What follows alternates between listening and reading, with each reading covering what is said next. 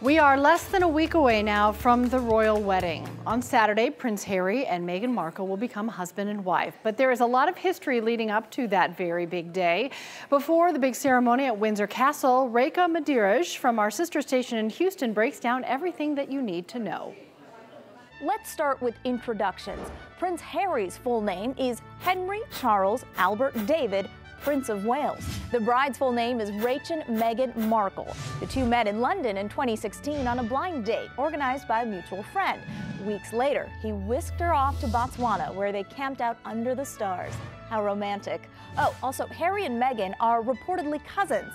Okay, before you say, ew, the two are actually related through a 15th century ancestor of the Queen Mother and a relative of Meghan's dad. So that makes them very, very distant cousins.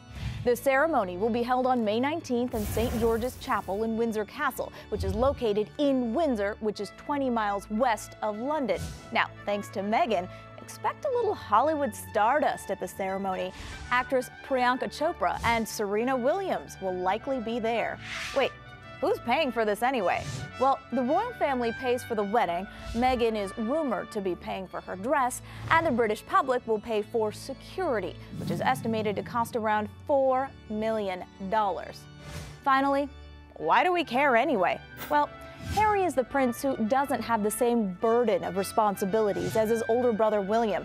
He's recovered from some earlier lapses in judgment. That trip to Las Vegas. But being a part of the royal family and losing his mother, Princess Diana, at the tender age of 12 are just a few of the things that have endeared him to the public, who has watched him and his brother grow up.